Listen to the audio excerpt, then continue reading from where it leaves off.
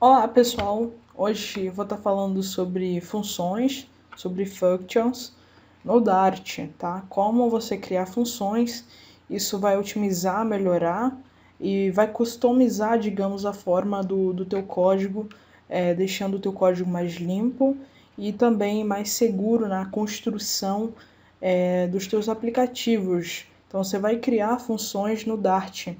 Até porque o que nós vimos até agora foi algo bastante tranquilo. Aprendemos que o Voidman aqui é o principal, né? Que é o responsável pelo start da aplicação, de fato, uma função principal que dá o start daquilo que realmente você implementa ali dentro dela. E hoje a gente vai aprender, então, construir, criar outras funções que você pode criar e adicionar no método principal. Por quê? Porque isso vai fazer com que o teu aplicativo tenha uma questão de construção arquitetural e também a questão de mantê-lo limpo e também para você não se perder ao decorrer. Imagina você criar vários prints, por exemplo, vários prints. Você ter tudo, às vezes é uma única coisa que você quer distribuir para todos, digamos assim, e aí você acaba fazendo isso em cada classe, e isso vai poluindo o teu código. E se você definir em um único lugar e chamar determinada função, a manutenção futuramente que você for fazer, você vai fazer numa única classe, para poder então espelhar nas outras classes. Então isso é bem interessante para a questão de manutenção de código e manter uma padronização limpa desse teu código. Então para isso, a gente vai criar aqui um novo arquivo chamado funções.dart. Nesse arquivo, a gente vai construir a nossa função voidMan, porque ela será a nossa principal, e aí a gente vai criar outras. Para criar uma função, a gente determina, né, se ela vai trazer retorno ou não. Essa aqui, no caso, não traz, mas ela simplesmente é a principal, certo? É sem retorno, void. Mas, se eu quiser construir uma nova função, por exemplo, eu consigo construir, que seria, por exemplo, eu vou criar aqui um simulador. Então, se eu quero fazer um simulador, eu vou criar aqui, por exemplo, o double, e o nome dessa função que eu quero construir. Então, eu vou pôr aqui simulador, ok? Simulador, abro e fecho. E aqui eu tenho, então, uma função já, um start de função. E tudo aquilo que eu quero definir como um parâmetro que a gente pode estar colocando, a gente coloca aqui. Então, a gente consegue, então, colocar aqui como eu falo, o parâmetro que a gente quer realmente para a nossa aplicação. Aqui é onde a gente define o que a gente quer. Então, se eu quisesse, por exemplo, colocar aqui double, certo? Eu quero fazer uma conta de A mais B, por exemplo. Então, eu colocaria aqui double A e double B, por exemplo, tá? Eu defini aqui o valor já do que eu quero. Então, eu defini aqui já um parâmetro já para esse meu simulador, correto? Então, seria mais ou menos assim. Mas não vai ser isso agora. Apenas estou mostrando para vocês como criar uma função, ok? Então, eu vou pegar aqui um exemplo que a gente utilizou na primeira aula. Cadê aqui? Hello, certo? Eu vou pegar esse exemplo. Volta aqui. Vou colar esse cara, só vou mudar o nome e vou pôr aqui boas-vindas, tá?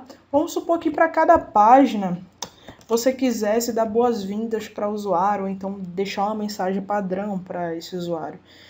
Você teria que fazer isso em cada página?